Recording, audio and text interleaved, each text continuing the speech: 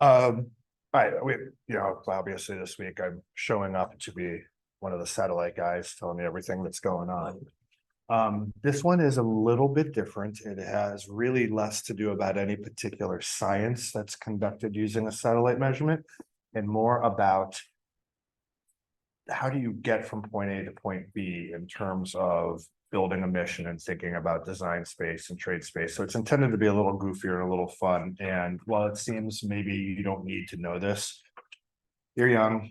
There is a pretty good chance that at some point you have to continue to continue to understand like what design choices were made for each instrument out there and why they were made. I would really hope you would invest and become parts of like science definition teams, or maybe sit on review boards and panels. And holy grail would be you're clever enough to and successful enough to like come up with your own missions.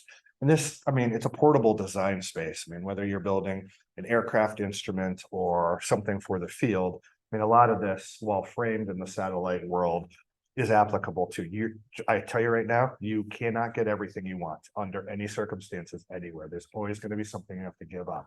But we'll talk a little bit about why. All right. So, all right. There's not really a great home for this video I'm going to show, but I like it. And it comes from our mission systems engineer. So in a flight project, there are all these senior leaders that do different things. The mission systems engineer is really the architect that makes sure all the moving parts coalesce and come together. But a lot of times your systems engineers don't have, say, any particular science background. I mean, Gary, who is the current one, was working on planetary magnetosphere project before this. So, he didn't roll in here and understand anything about ocean color or science. So early on, he put this on his whiteboard, made a video of it, and tried to convince me that he understood everything, which I think he did a good job. So that's the sun. So now we're really just talking about all the energy the sun and photons escape it. Because that's the beginning of our passive system, right? So they fly to Earth. And if they're so lucky, they start interacting with the Earth's atmosphere here. So there's clouds, some make it through the atmosphere to the sea surface. They then penetrate the sea surface and interact with whatever happens to be there. Some actually leave the sea surface and make it all the way into the field of view of whatever satellite instrument is out there. Now you have an optical system inside the instrument. You can see it separating into blue and red colors. There are detectors. This is basically a series of brains and controllers inside the instruments. You get to the transmitter, which eventually sends all of those bits back down to Earth to some kind of receiving station. You have a ground system. You still have bits, bytes. You make them into files. They go into a mission operations center. At that point, you're not really doing with anything until you get to the science data segment, which is the processing we talked about the other day. There's all kinds of algorithms. You make your global maps. And then suddenly you look at the map, people like yourselves get ideas, then go back to school, get their PhDs, and that is the complete life cycle of the satellite program. So again, neither here nor there, but I appreciated that he went through that process. All right, so the first half, this is basically broken into thirds. The first half or third is going to be a lot of equations, just don't write them down. They're for your reference. Kurt Mobley went through a huge, exhaustive exercise. It's in the Ocean Optics book online. You can look at there. But it is intended really just to give you the frame of reference that your second third, I'm going to give you a group assignment. And you're going to spend a couple of minutes doing a Shark Tank exercise about trade studies and what you want. But, if I were to sit on that whiteboard and say, hey, if you want to observe something, what do you want? And you're going to tell me 1 meter resolution, hyperspectral, thermal bands, LiDAR, everything. Like this is Christmas tree, this whole thing up. And inevitably you come up with a mission that costs somewhere like $4 or $5 billion, and it's just never going to happen. So we're starting here with an exercise that is really the trade space that explains the chasing photons. Like this is just a photon limited system. That's the problem. There are only so many photons from the sun. You build an instrument that can only detect so many photons. So we have these hypotheticals, like why isn't every ocean color satellite measured hyperspectrally at meter scales? So we'll do this 3 quick case studies. Again, nothing to write down. We're not even going to discuss the math. I just want you to see the numbers that pass by. The first case study will just be a satellite that is doing nothing but staring at a 1 meter patch of real estate on the ground. And then the second example is now we're going to start moving that like a real polar orbiter. And then the third is going to be an instrument like CWIFs and OCI and MODIS, ones that scan. And you'll find it gets harder and harder and harder to collect photons. All right. You really want to nerd out, then you will actually have a reference that tells you how many photoelectrons leave a 1 meter squared surface, and yada, yada, yada. Our goal is going to be a signal to noise ratio. So that'll be the frame of reference that we declare victory with or not. So useful satellite geometry for your reference is going to be in here. Nothing we need to talk about per se for this exercise, just putting it there for your reference. There are some technical engineering decisions that we'll make. These are very, very typical. In terms of optical and quantum efficiencies, those are relative proportions, on a 0 to 1 scale, and typical of what you might find for something that's space ready to fly. In this case, we're going to have a tilting instrument that basically flies like OCI and CWIFs does, 700 kilometers. Focus on the fluorescence channel because that became a really big driving factor for us. And it'll have a full width half max or bandwidth 10 nanometers. We want to have a 2000 fluorescent arm. We've talked about how dark the ocean is, right? But we want to tease this little teeny tiny fluorescence signal out of it. And then again, when you do all of these things, you define a top of atmosphere radiance, which is, effectively the engineering goal in terms of dynamic range. So in this case, we're deeply oversimplifying SNR, just a number of photoelectrons divided by the square root. Again, paper exercise, don't worry so much about that. So in this case, this is the equation to take all of that information and come up with a calculation of the power reaching a detector for 1 square meter being stared at for 1 second. We can calculate the number of photoelectrons reaching the detector using all of that. This is at the top of the atmosphere. So we come up with this number, roughly 3,800.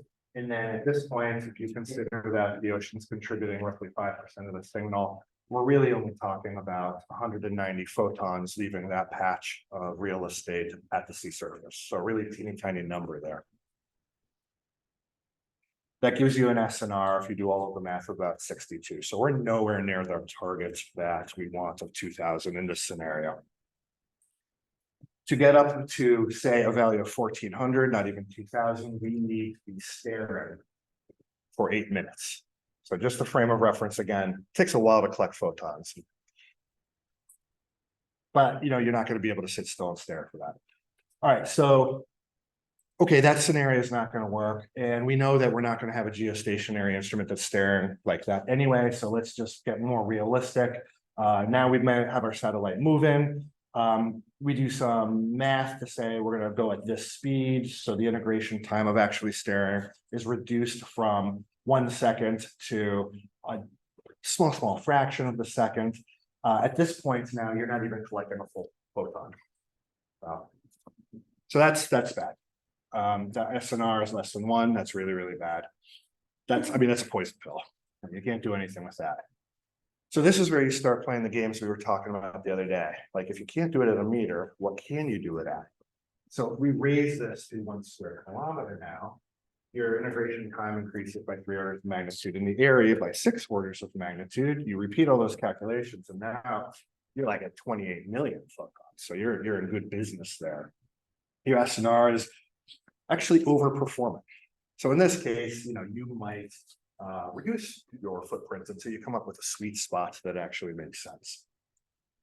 So this is why when I was talking about push broom instruments, the ones that actually don't spin, the ones that actually are like your cell phone, they become attractive for this reason. Like they don't have to be at 1 kilometer. Something like Landsat or MSI, they don't shrink to like 30 kilometers, 30 meters. and do interesting things because they can collect photons in a way that if I were to start rotating this telescope, you can't. So in this example, we could meet our SNR objectives with a lot of margin and reduce our pixel size. We would increase it from 1 meter, but we don't have to go all the way to a kilometer, which is cool. Unfortunately, as we'll show later, there are some trade spaces and image quality related to using a push broom instrument. So now we're going to just change our satellite to be a rotating telescope. Just a little example of showing you that we're only going to see a fraction of what the telescope. So the telescope's collecting data, but there's only a small fraction now of the entire duty cycle of this that is used in terms of observing Earth. You change your field of view a little bit. You change your real estate a little bit. And then at this point, if you were to consider what we had on the last slide before we start scanning, we're really talking now about any particular pixel seen at any particular moment is a little shy of 20,000. So duty cycle of the scan mirror, there's some other engineering that goes into here that reduces performance. So without getting into the details, you're actually reducing that number even further. You keep going, you do your calculations for top of the atmosphere, and now just by changing how the instrument collects data, becoming a push broom, once a push broom, now a scanner, you increase your SNR, you decrease your SNR pretty substantially. So at this point, to get back to where we were in the previous example, you have to increase your photon count by 16 times.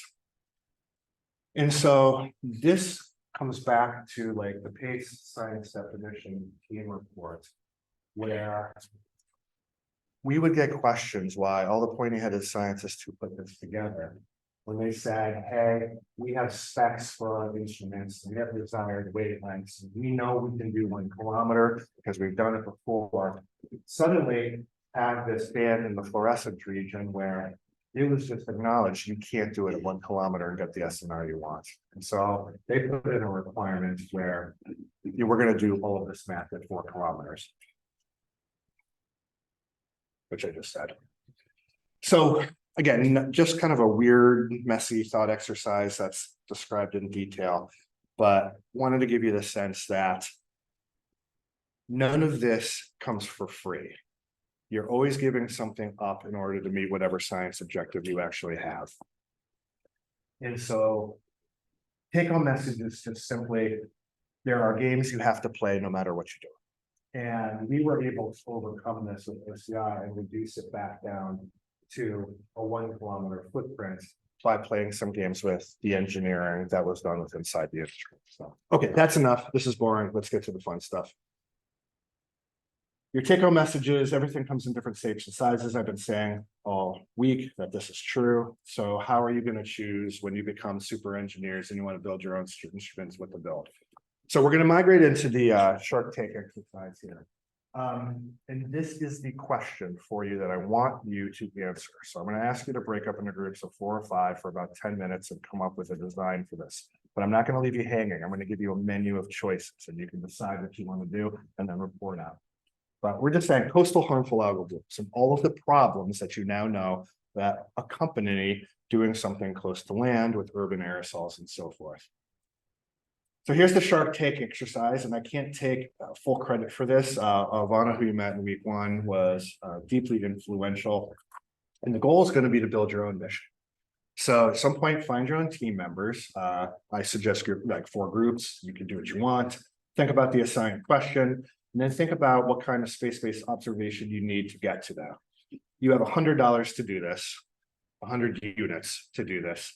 And honestly, I'm not even listening to you unless you come up with a cool acronym for your mission too. So don't spend too much time on that, but you have to title your mission. You get no juice unless you have a good name for your mission. So things we talked about earlier in the week to consider, and now that you know that we're photon limited, you're going to have to trade spatial resolution. So, do you want a big coastal footprint, or do you want to do a different kind of instrument design that allows you to get a teeny tiny footprint at the expense of temporal resolution? What spectrum do you need? What are your performances and all of that? So I'll walk you quickly through your menu. There are 4 flavors on this. You get to pick your instruments, and they all come with a cost. You have to pick your spatial resolution, pick your temporal resolution, and then you can do add-ons. Yeah, some of them are expensive, but do things cleverly, and you can actually, oh, gratuity, yeah. You can get some money back here. So, okay, I know this seems ridiculous, but I'm serious. Go break into groups. We're gonna reconvene, say, in what, 10 minutes? And prepare 15 minutes, and I want a presentation from each of the groups on this. So ready? I'll leave this up. Go. And then we'll come back and we'll talk about trades. So the full menu is listed here.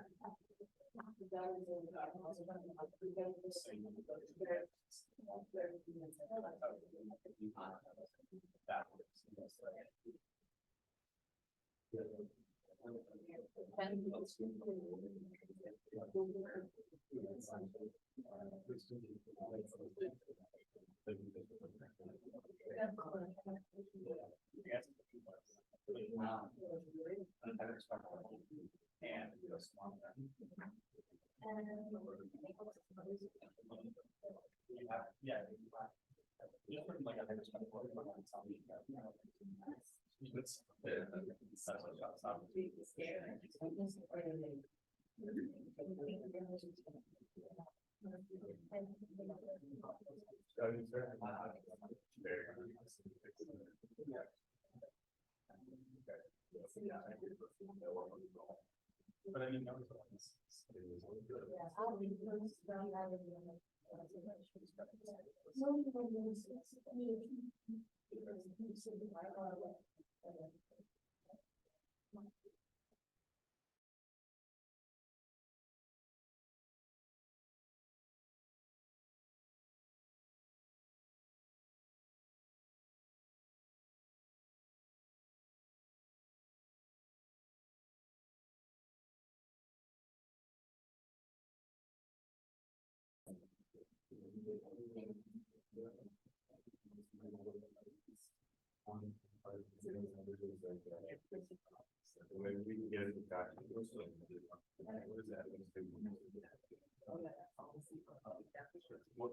it mean? You get back.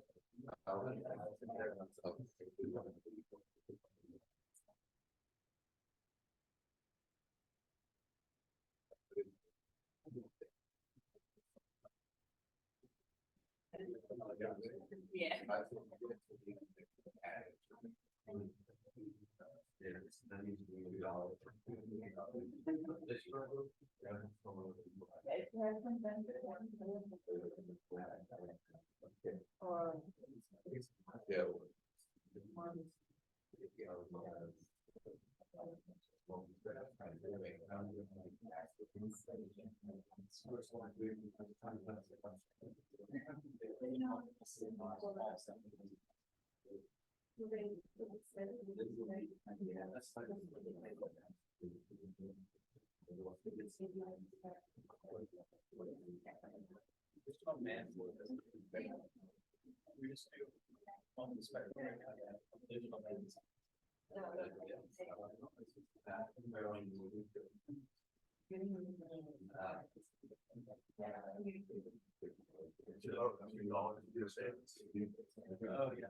Very like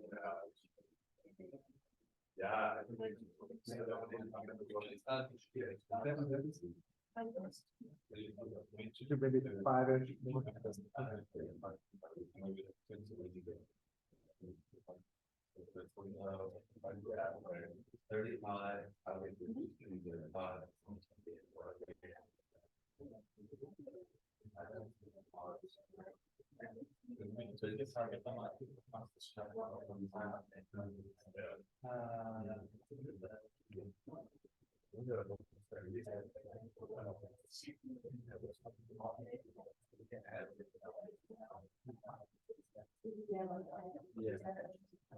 Yeah.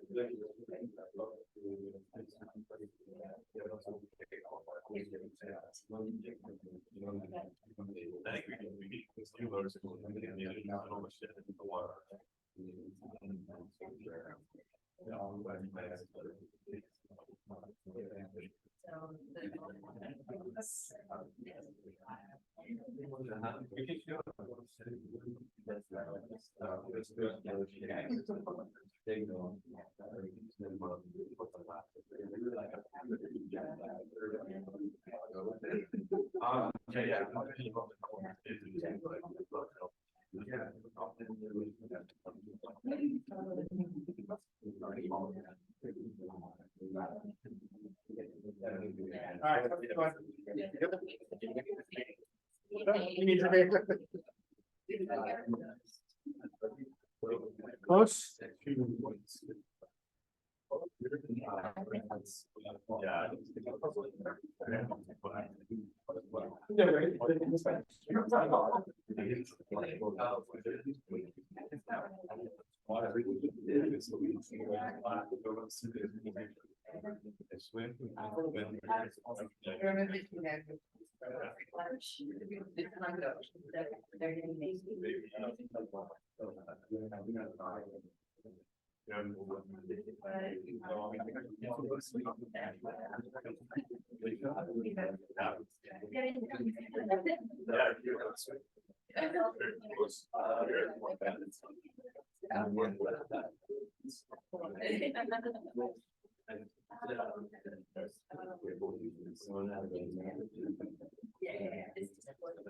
All right, wrap it up.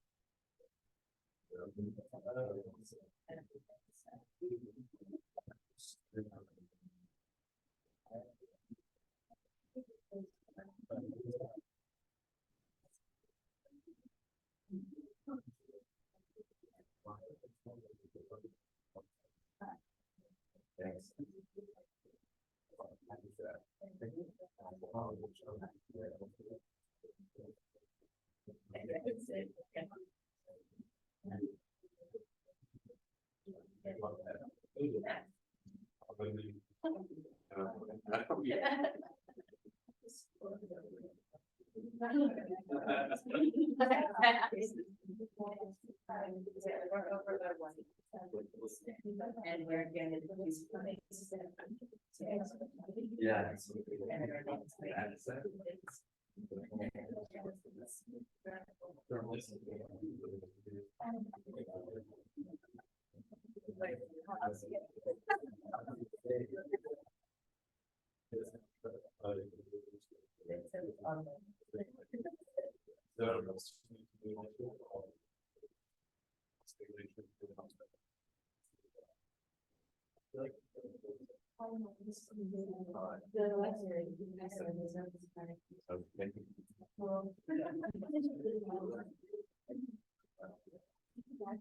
Okay, launch waits for nobody. Want to go first?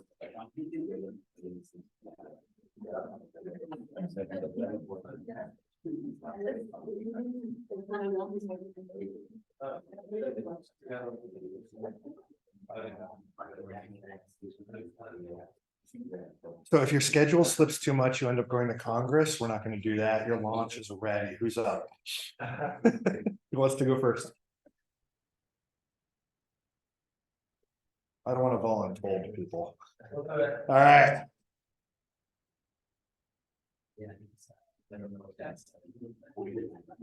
And really, there's no right or wrong answer. Just my curiosity is how different the four groups. Yeah. Yeah.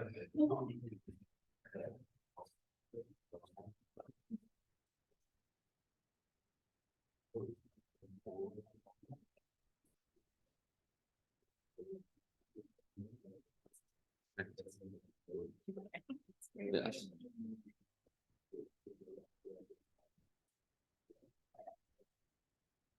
And we would like to propose our HAB monitoring mission. We're calling it CHARM for the coastal harmful algal lowercase bloom remote monitoring project.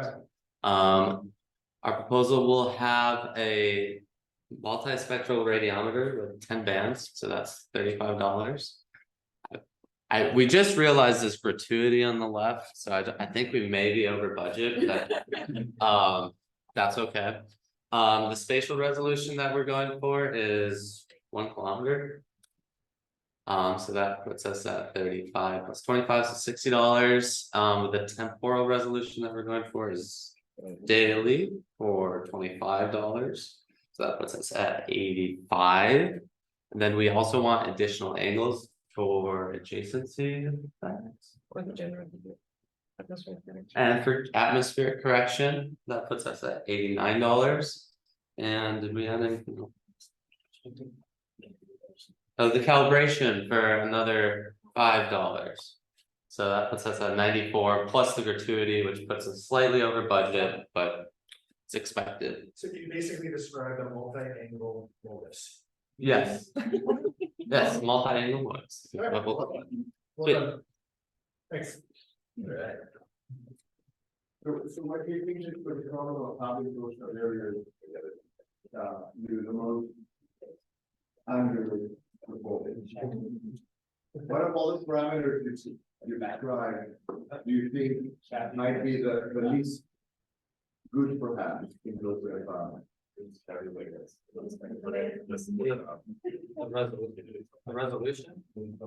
Yeah, I mean, if you're west coast, it might be great. If you're east coast, it may, You can't do this. you can't, here you can. No. But it's true. Yes. But you know, your west coast centric. Out of bias. Alright, who's next? Luke's raising his hand.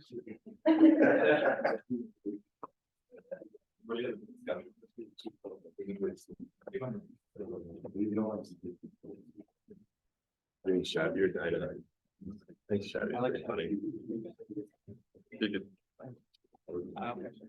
Our mission is called Shabby. Satellite Harmful Algal Bloom Tracking, which is the I. It's multi-channel. Someone else want to do that? Multi-channel, 300-meter resolution, daily coverage. But we're going for the low SNR option, which gives us SWIR and 2 more bands. So it's 99 for us. 99. So basically, just edge these with Yes. So pretty much. What's the question? What science are we? What was the question? Sorry. Yeah, what do you think limits you in your ability to do house? What's the limit? Maybe to improve it. I think well, signal to noise, I feel like just not being able to distinguish, like, especially early variability in HABs, like early bloom, I think would be hard to distinguish with low, like high noise. I don't know. Yeah. I don't know. This is another thing is in the house, but shouldn't have to come up with that. Yeah, Like the Alexander is not. What do you think? so for that, we would be leveraging coastal monitoring programs Yeah. to do correlations between oceanographic characteristics and Exactly. So people do it with temperature and with other variables to correlate with certain types of house. But if they analyze, people can do. So relative to the first group, if I got this right, then you are giving up multi-angle capabilities relative to them and calibration relative to them, but gaining children infrared and spatial. Yeah. And those. yeah. Don't worry. All right, thanks.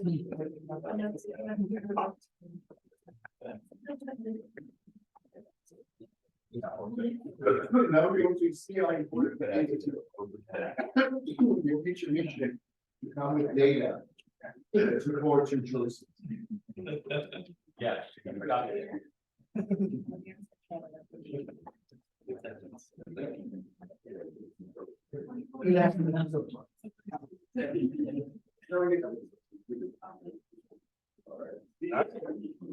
So we have That's it. That thermal harmful algal control set. We will go for a multispectral with 10 bands, temporal resolution of 7 to 10 days,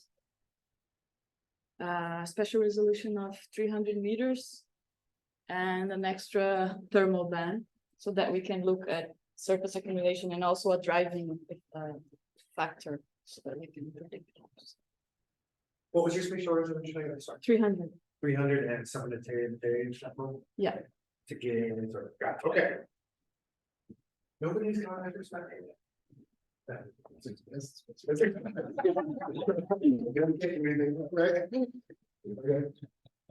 Same question then, what's your weakness? Temporal resolution. Copy that. I might not be there.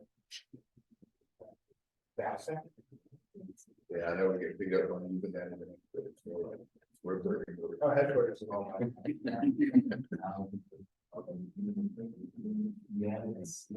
the first one is a very interesting one, that is. It's one of the biggest driver of. And when you look here inside places like the fuel and everything, you can have very, very strong. Because according to the aquaculture industry, uses that as the biggest metric to decide whether they're going to put those. Temperature is the biggest. It will grow much faster. And same goes with. Private banking, you think, sometimes. And it's interesting to see that there's missions that have missions that don't. But then you can ask yourself, how in a vacuum where each satellite is its own thing without the ecosystem of other satellites that exist, that you can incorporate each. And you see it really nicely in the atmospheric community now, with all the NERA and the European medium, ECM, whatever. Anyways, the data repository, they take all satellite data that exists, and if they have other observations, and assimilate it to fields that then people can use for the investigation, and those in essence take all the satellites together and allow them to support each other. Because when you have to make these decisions, you assume that there's nothing else in space. That's what you were asked to do. But that's not the case. You know that other assets that can be used to better use, so that you don't have to do certain things that are related. It makes the thing. But unfortunately, often within agencies, you have this view that it's the mission, and it's all about that mission independent. So that means for the Congress mission that's independent. But now more and more we see the advantages. So, like you saw yesterday in the atmospheric correction of having all these ancillary data that made atmospheric correction something else that really thing to think about.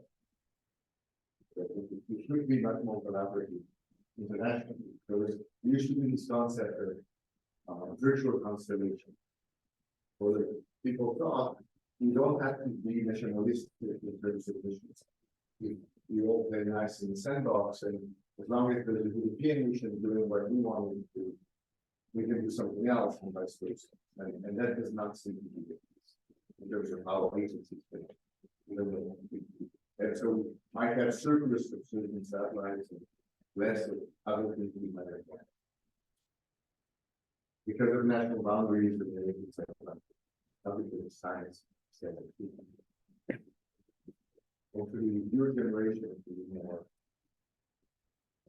more collaboration across borders and more thinking together how to maximize the use of a lot of money that goes into the use.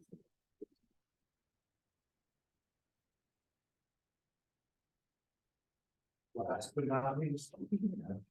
Thank you.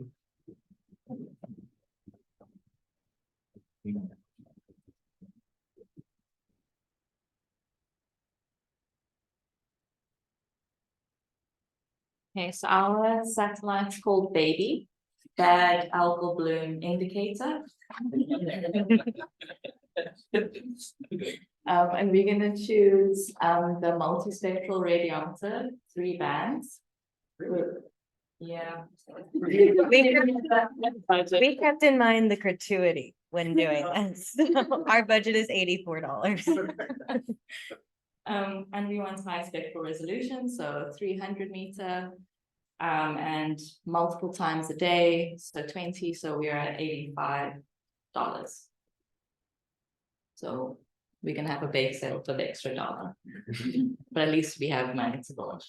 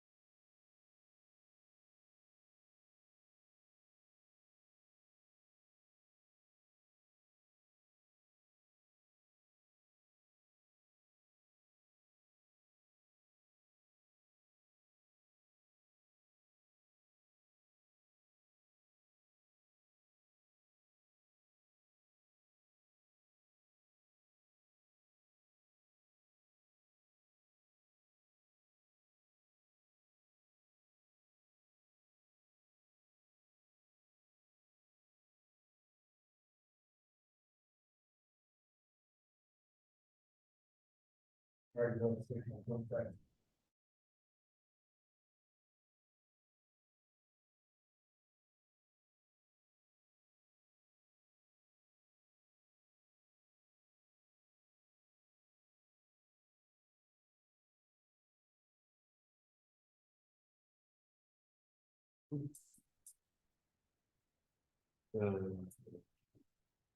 was it?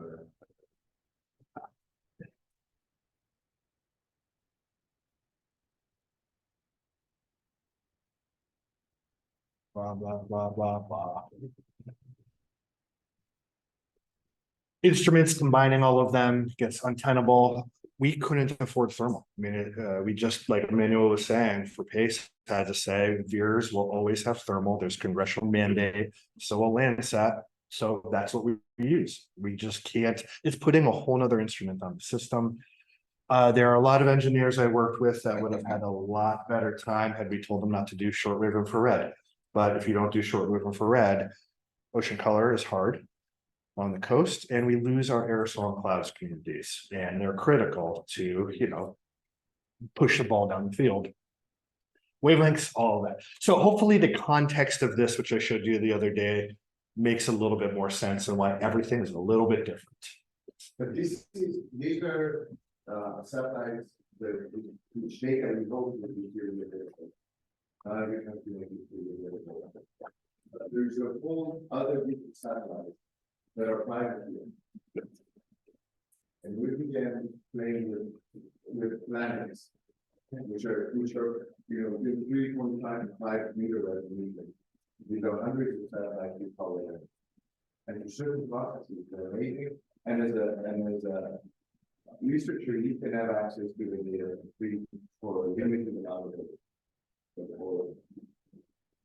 you wanted to show that something is happening that high resolution could help store for the exams, those are the data like this can be available in NASA. You can also ask agencies like NASA, like the Navy or others, to get you data from private companies. So while this is relatively easy to access the knowledge of the data, there exist other data sets of remote sensing that you can get like researchers. And yet the beauty of it is if you can then convince NASA, look what I can do with this kind of resolution, maybe then either we buy the full data set or we decide it's worthwhile investing in this kind of opening applications that people use. Yeah, there's a big push for commercialization of these. So again, this is a product side, all the positives and obvious, right? Hyperspectral, 1 meter, something like that, you know, and you can get these data. Applications for that would be easy to come up with. What are the downsides? Like what applications can't you use those things for? But part sometimes do that. What aspects of that? I mean, sort of the downside. Yeah. Do you think commercial companies give up their calibrations? Or any information about their instrument? So the constellation was an option. There's a great idea, like Dove, I think it's Dove, it is, yeah. Beautiful, beautiful constellation. It's incredibly powerful. Can you do climate data recognition? Constellations, calibration. Yeah, you run into the problem that you don't understand how to instrument the data. You also now have to compare a bunch of other different instruments in terms of creating a higher temporal resolution landscape. And if your signal for your target research is something, say, order of a fraction percent to trying to move fast, you know, these constellations of instruments just aren't, they're not designed to support that. They're beautiful in their own right, but you need to be conscientious enough to realize that's not the right application of those. In terms of like characterizing the data or like inverting understanding the sensors in the US federal budget have anything for like climate or Dove one? Like, I know we characterize it only, you said, you know, like I said, all the calibration information, like everything about that. Not that I know of, like the resources are available at manual site to acquire the data. But I don't know that there's any lever on that the government has to force the companies to. Explain anything about their instrument. And then that kind of touches on, I think, what you were mentioning about. It's very hard to. Reprocess or do something that's outside of the box with all of them too, so you're giving that up. And I don't want to I mean, they are very, very powerful. So just tailor your questions to it.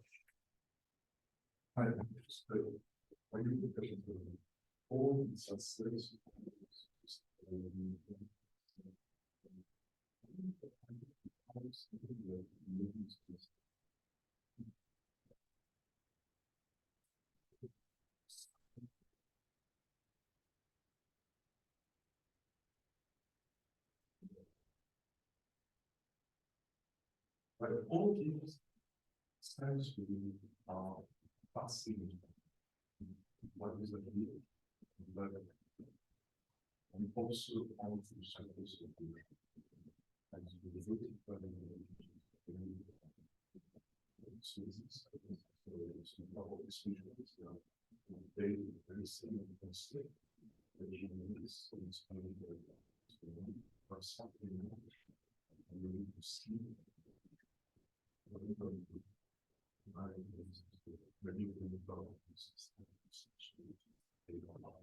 I actually wasn't going to talk about whatever you had in the past. Yeah, it's good, like, But another thing that's critical is all of these have pretty much the same assumption about how you do the atmosphere, how you do this. And in that respect, they're not even the same. It might all be biased in a similar way in terms of our approach of how we clean the atmosphere. The nice thing with that is you get an independent, completely independent in terms of methodology. So in terms of growth, before. Assessment of certain products that you go from going these sides. As you do from all the things, as you do from, aspects like aeronautical steam that we have in London, and that's really critical. That allows us to do uncertainties, more realistic uncertainties on things that currently are based always on some assumption. Even if we use radio transfer to validate that the inputs of the radio transfer are not known. So if we get to the same answer with actually, this is really all the way, because then it's different way to get to this thing, in terms of to a similar variable as that. Exactly.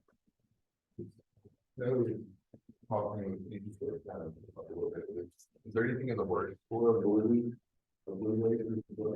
Like, I or even, right, but There's talk with different agencies with collaboration protector between and the Italian and Spain about working on that. They want to. What we observe is, yes, we need this, there are groups that can do it. There is a first observatory mission called ALS that's actually coming up, and they have a requirement for their science to have a light engine. But now they are in the trade space of building an ocean penetrating line out of the city, one that is just suitable for the atmospheric mission that was designed to be, has now put communities against each other and budgets and other things. So it's really kind of important. And they chose basically not to go into the direction of having two communities from the back, but only one. Yeah, it's hard to watch. It's really hard to watch. You think, with some investment, we could, for example, it's anyways going on, we could have so much more. We could do with their life. Okay, so we got other things to do today. I will just very quickly, 5-10 minutes, just my sales pitch for the journey of PACE. Which is like 195 days from launch, so you should be excited too. So, but it does touch on some of the design choices and how we ended up with things. you know, yeah, we invested in it. I mean, the journey really begins with, we get told, or we come up with as a community, we want to continue to support these things. Peace has been an idea for almost 21 years. Like, the concept of pace is old enough to legally drink. We've been a mission with money since 2015. But the reality is it takes a village. You know, I get to stand up here and talk about how awesome it is, but I'm standing on the shoulders of giants in the room who have helped push this forward for a really, really long time. So don't be frustrated. This stuff takes a lot of time. And this is where I think community collaboration is important, because you really just start with a series of white papers for ideas and start building momentum and get people involved. It doesn't happen in a vacuum. Just to let you know, because this is interesting. We very rarely launch our science from Florida for some reason. I think the bigger way the orbit happens. We have a pre-owned Falcon 9 for our launch, so it's road tested, you know, one of those reusable boosters for. So this is basically the way you design a mission. You come up with some outstanding science objectives, and these were outlined in our science definition team report. And in 2 seconds, be amazing at extending climate data records, do more stuff with a focus on the ocean, beat down uncertainties in the atmosphere, and oh, by the way, merge these communities together. And there are other instrument systems like VIRS and MODIS where they are multiple disciplinary. But just my own observation, and you know, anyone Robert can confirm or deny, the communities don't really coalesce well. Like, you don't have the atmospheres group talking necessarily, the aerosols group, for example, talking to the oceans. And we've been really working hard to change that. And I think it's catching on.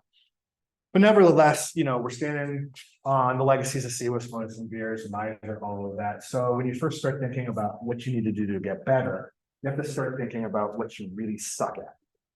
And so this to me illustrates many other problems that we have in ocean color. This is the north coast of the Arabian Sea. This illustrates everything that's really challenging about aerosol and cloud sciences. I'm just spinning through it. We've already talked about some of them. We've already talked about trying to tease apart different algal groups, and through the exercise we just did, and I was thinking about sacrifices you had to make spectrally to things like that. Yesterday we talked about absorbent aerosols. I think I mentioned loosely that bright targets and dark targets, not just for adjacency effects, but for instrument design, make things very, very complicated. And then you can see these stripes that are just blasting through this really remarkable phytoplankton structure. Aerosols, north coast of Libya. You can see 2 different dust plumes coming off. I can tell you right now, the algorithms that we apply are not sophisticated enough to tell them apart. And you can see there are varying contrasts. Like, you can't see the origin of this plume because maybe there's same contrast as the land beneath it. The darker one, well, maybe you can do that, it's much harder to see. So they all have different optical properties. They have different altitudes. You can see clouds above aerosols. There are clouds below the aerosols and dust plumes too. And right now, without putting, say, multi-angle polarimetry up there, we continue to be blind to all of that. So we know what we're not good at, and then you start thinking about, well, what do we have to do? So in this case, yeah, if you want to do a climate data record, no matter how photon limited you are, you cannot be worse than 1 kilometer, because that's what everybody above that has led up to this point has done. Well, we want to do algal groups and community structure. We can't be hyperspectral anymore, which we'll show you in a second. So now you need a spectral range that is continuous. If you can go down into the ultraviolet, all the better, because then you can start at least addressing some of these things. But you don't get ultraviolet for free. You have to give something up, because the coatings and the efficiencies of all those instrument design parameters we showed at the beginning of the lecture might work well here, but if you're doing that here, you're losing something over here. So you play a little trade game in there. Okay, well, we need shortwave infrared bands. That is a pain in the butt, but you can't bring in your aerosol friends and your cloud friends without them. Plus, they are useful for atmospheric correction. Tilt to get rid of sun glint. Nobody wants to do that. It's hard to tilt an instrument. Performance requirements that nail down into how image stripes and contrasts can be realized. Temporal stability now requires other thoughts about how you want to track stability, and you have short-term things that require solar calibrators, long-term things that require belly flops to look at the moon. So you're adding on a lot of extra exercises for engineering, and then we are fortunate enough to be able to add multi-angle polarimetry. But this is the thought process. It's what do you need at a core objective? What isn't working now that you're going to fill in terms of a gap? And then what do you do to physically address those gaps? And I can tell you, you put all these down on paper, and then you have brilliant minds that are engineers come to you and say, that's awesome, I love it.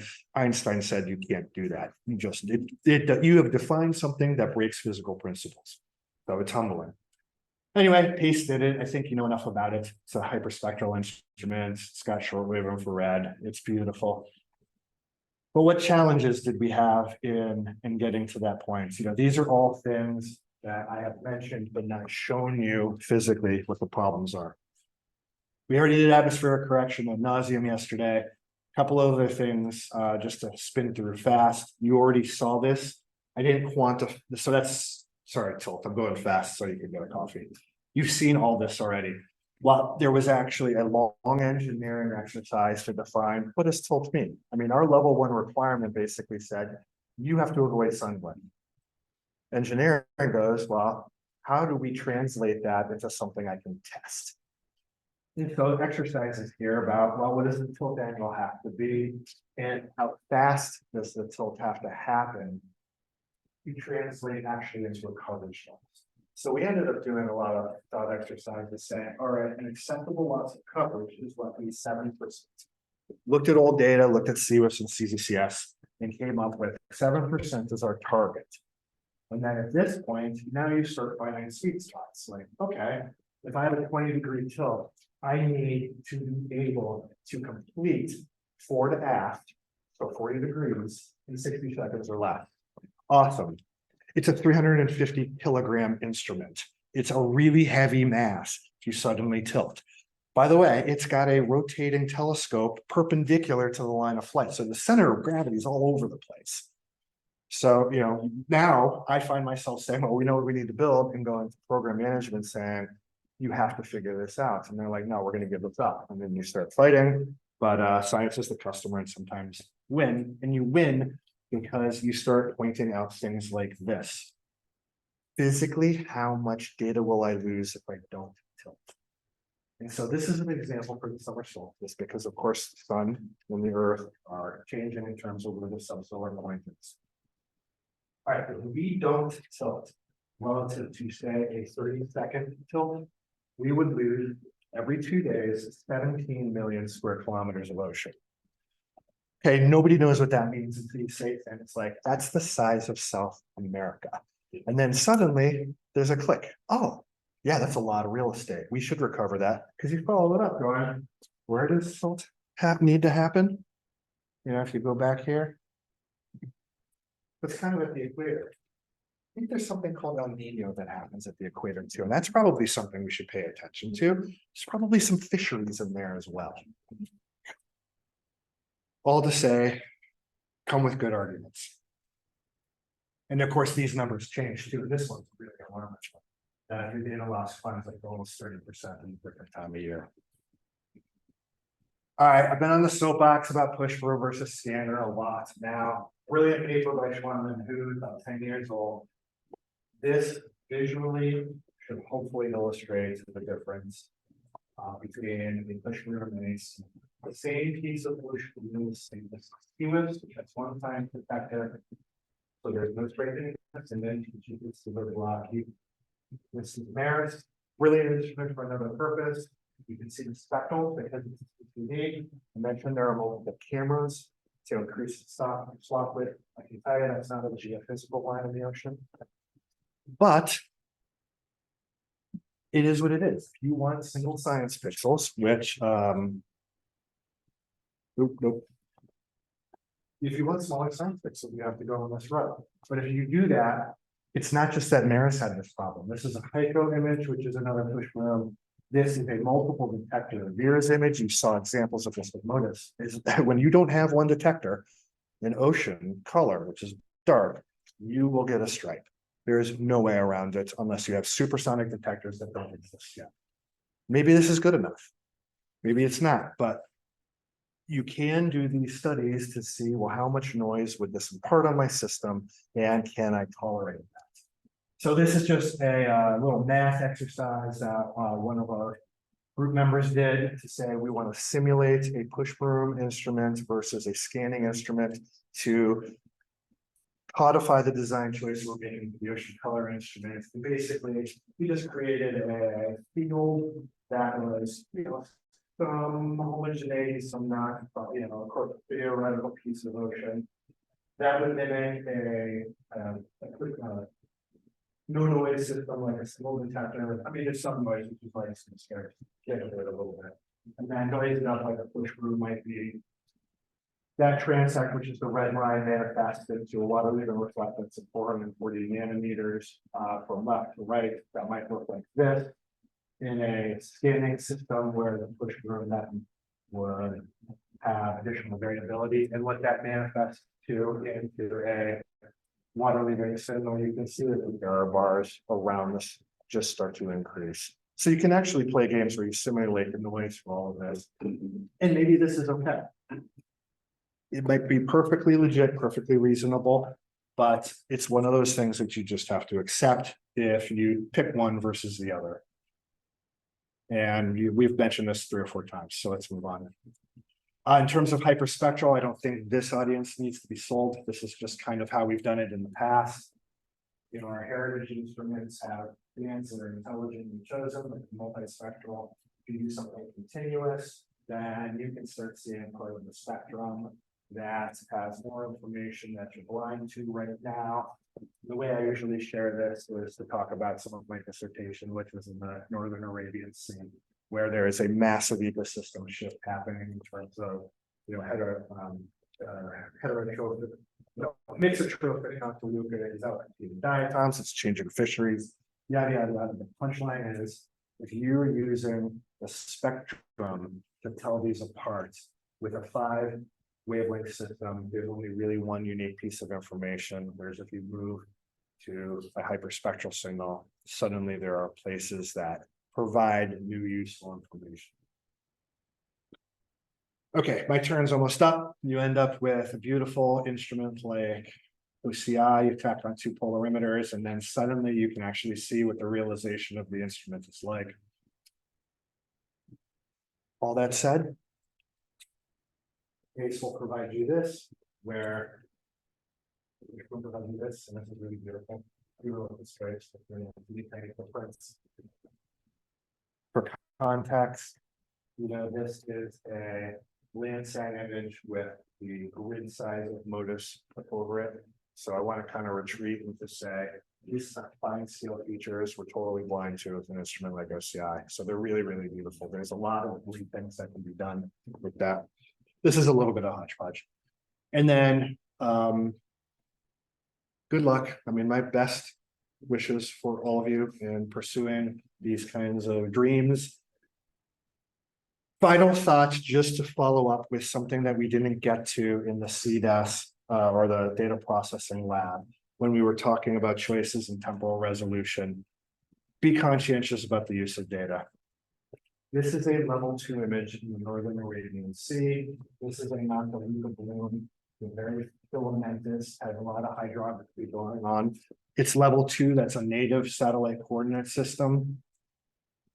When I start compositing it into mapping it, reprojecting it into higher spatial resolution, this is just an illustration of how that kind of feature, which has a lot of information here, gets distorted over and over and over again.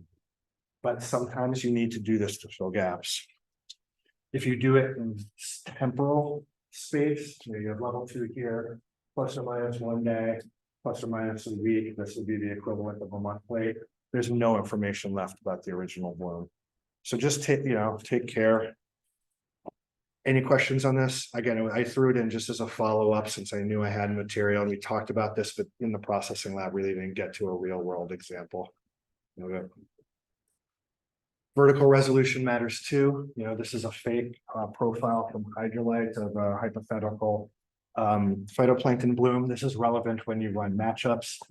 There have been a number of papers that suggest that the satellite only really sees the first optical depth and it sees a weighted version of that. Where the information at the surface decreases exponentially, generally via 3D. If I only get to take 2 samples vertically, if I say the satellite is seeing only the surface one, I'm basically saying for my validation exercise, it's going to be 0.5 milligram here.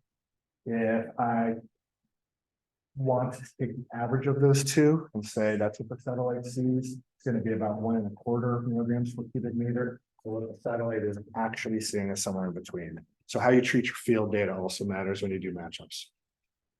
Okay, I'm done for the week. We are a troubled mission that has had 4 cancellations that we survived, given some politics that were going on. And the last 2 things are for your amusement and how we persevered through it. We entertained ourselves by thinking about how PACE could be transformed for Space Force. Are there any Star Trek fans in here? Probably, okay. Oop. Go ahead. So this entertained us the first time we got canceled.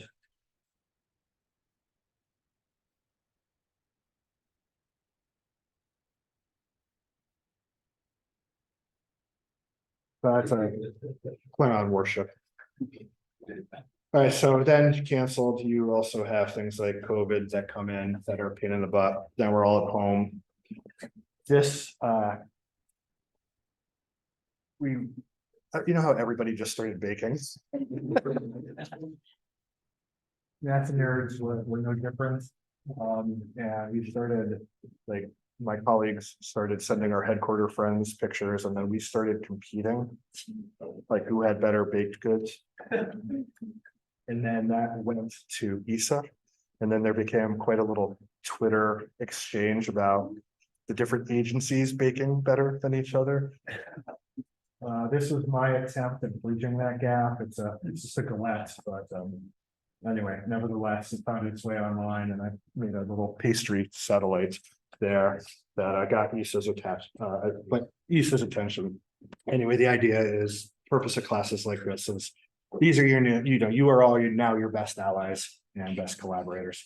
So cool. Okay, any questions? Just a reminder of how much fun last night was. So cool. Any questions on the satellite stuff? You've got to be exhausted with it. So I am tapping out. The Pace Store in WhatsApp chat if you have any interest. If this isn't there, I'm really sorry. But there will be more Hawaiian shirts. So cool. I'm gonna call it.